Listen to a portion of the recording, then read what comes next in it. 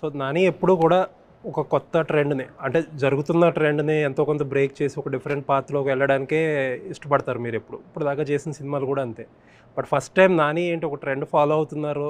అంటే ఇప్పుడు యాక్షన్ సినిమాలు, ఈ వైలెన్స్ సినిమాలు ఎక్కువ నడుస్తున్నాయి. మీకు 'హిట్ 3' లాంటి సినిమా ఇంత ముందు వచ్చింది, ఇప్పుడు వచ్చింది, ట్రెండ్‌లో వచ్చింది అని అనడానికి మీకు ఏముంది ఇక్కడ?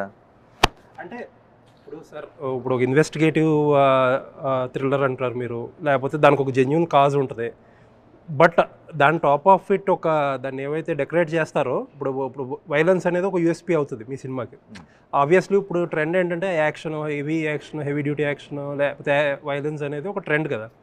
ఆ రకంగా నాని ట్రెండ్ ఫాలో అవుతున్నారు అనుకోవచ్చా? అదే ఇలాంటి వైలెన్స్ ఏ సినిమాలో ఉంది అని అనిపించింది మీకు తెలుగులో ఆర్ వాట్ ఎవర్ మీరు తెలుగులో చూసిన? కదా ఇప్పుడు ఇప్పుడు మనం మిమ్మల్ని అడిగినట్టు ఆ మార్కో కానీ కిల్ కానీ అసలు ఏ సంబంధం లేదు. మీకు ఆ సినిమా చూసిన తర్వాత మీకు అలా ఫాలో అయ్యని అనిపిస్తే మీరు మీ రివ్యూస్లో మీ అన్నిటిలో మీరు ప్లీజ్ క్లియర్గా మెన్షన్ చేయండి దాన్ని. ఓకే ఇది అలాగే ఉంది, అదే ట్రెండ్ ఫాలో అయ్యారని రాయండి. ఓకే. సో నేను మొన్న అడిగింది మీటర్ మిమ్మల్ని animal kill Marco meter violence meter comparisons కాదు అసలు కంపారిజన్ కాదు.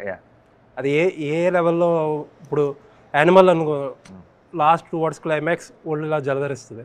కిల్ ఒక మీటర్ మీకు తెలుసు. మార్కో అయితే ఇంకా అసలు బాబోయ్ అందరిగా కళ్ళు మూసుకునేలా ఉంటుంది. So what is that meter? ఏమోనండి, ఆ మూడాటితో నేను కంపేర్ చేయలేను. ఇది కథకి ఎంత కావాలో అంత ఉంటుంది.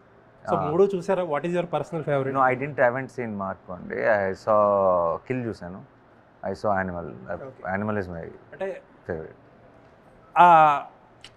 మీరు ఎలా రెస్పాండ్ అవుతారు ఈ లెవెల్ ఆఫ్ వైలెన్స్? నాకు కథతో చాలా నన్ను ఇన్వాల్వింగ్గా, నన్ను ప్రేక్షకుడిగా నన్ను మెల్లగా లోపలికి తీసుకెళ్ళి నేను కథ ఫాలో అయ్యేట్ చేస్తే బాగా ఎంజాయ్ చేస్తాను.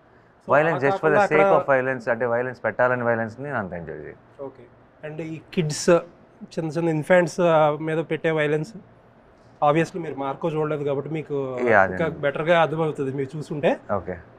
ఆ టైప్ ఆఫ్ వైలెన్స్ అంటే ఏ టైపు ఎలా? అంటే మార్కోలో ఒక సీన్లో ప్రెగ్నెంట్ లేడీని బేబీని తీసేస్తారు, బయటికి తీసేస్తారు. అబ్బో, ఐ కాంట్ వాచ్ అండి, బట్ నాకు చాలా కష్టం. But I will not make a comment on other films. Generic question ఇది. యా. సో ఇంకొకటి అందరూ అడిగేది ఏంటంటే మిగతా ఇప్పుడు అందరు హీరోలతో పోల్చుకుంటే నాని గారు వెరీ కంఫర్టబుల్లీ ప్లేస్డ్. ఎందుకంటే అందరూ ఎక్సైట్ చేయని ఒక సెక్షన్ అంటే ఫ్యామిలీ ఆడియన్స్ని అందరూ యూత్ వీటి మీద పడుతుంటే మాస్ ఆడియన్స్ మీద పడుతుంటే నాని గారు ఫ్యామిలీ ఆడియన్స్లో ఒక స్ట్రాంగ్ బేస్ క్రియేట్ చేసుకున్నారు. ఆ బేస్ ఆబ్వియస్లీ ఫస్ట్ కొంచెం భయపడే ఎలిమెంట్స్ ఉన్నది, హ్యూజ్ రిస్క్ కదా. నేను అసలు రిస్క్ అని మీకు ఎప్పుడైనా నేను రిస్క్లు చూసి లేదంటే అలా ఆలోచించి ప్లాన్ చేసినట్టు అనిపించింది? It's not about that. అలా అంటే మరి దసరా ఇస్ నాట్, దసరాకి హ్యూజ్ బేస్ ఉంది కాబట్టి. అంటే మీరు దసరాలో ఇప్పుడు ఫర్ ఎగ్జాంపుల్ దసరా ప్రమోషన్స్లోని లేకపోతే ప్రమోషనల్ కంటెంట్లోని మీరు ఆ లెవెల్ ఆఫ్ వైలెన్స్ ఉందని సినిమాలో చెప్పలేదు. దేర్ ఈస్ సమ్ ఉంది యాక్షన్ మాస్ అని తెలిసింది కానీ మరి ఈ లెవెల్లో అంత భారీగా అనేది కనిపించలేదు. ఎలా హిట్ 3 లాగా? హిట్ 3 లాగా ఉండదు. హిట్ 3 ఒక జోనర్ అండి. నేను మీరు అన్నట్టు ఫ్యామిలీ ఆడియన్స్, ఈ ఆడియన్స్ లేదంటే యూత్ మాస్ ఇలా అంత సపరేట్ చేయండి, తెలుగు ప్రేక్షకులు అనుకుంటాను అంతే బేసిక్లీ. అండ్ ఇందులో డెఫినెట్గా ఒక సాలిడ్ చంక్ హిట్ 3 లాంటి సినిమా అని చూసి ఎంజాయ్ చేసే వాళ్ళు ఉంటారు. అండ్ ఎవరైతే ఇప్పుడు నన్ను ఒక పిల్ల జమీందార్లోనో ఒక భలే భలే మగాడిలోనో ఈ సినిమాలో హాయ్ నాన్నలో ఇలాంటి అట్లా చూసి నన్ను చాలా ఇష్టపడిన వాళ్ళకి ఇది వాళ్ళ సినిమా కాదని ఒక క్లారిటీ వచ్చేస్తుంది. అంటే వాళ్ళు మేబీ ఇందులో కూడా చూసి ఇష్టపడచ్చు, అది వేరే విషయం మళ్ళీ.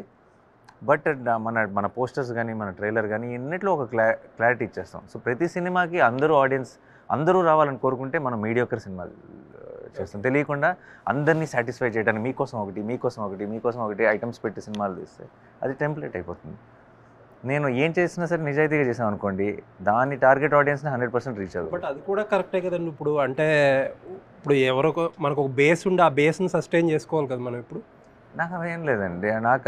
నేను ఆటోమేటిక్లీ నేను నటుడిగా అన్ని రకాల సినిమాలు చేయాలనుకుంటున్నప్పుడు యాక్చువల్లీ మీ పరంగా మీరు ఆలోచిస్తే మీరు ఏమంటారు? ఇప్పుడు నేను ఆల్రెడీ ఫ్యామిలీ సినిమాలు చేశాను కాబట్టి, బట్ హోలిస్టిక్గా చూస్తే లార్జర్ పిక్చర్లో చేస్తే ఆ ఫ్యామిలీ ఆడియన్స్ని ఎక్సైట్ చేస్తున్న సినిమాలు హీరోస్ కానీ ఫిల్మ్ మేకర్స్ కానీ తగ్గారు. సో అది నాని యూఎస్పీ అయిపోయింది కదా. అది మీరు అనుకుంటున్నారు.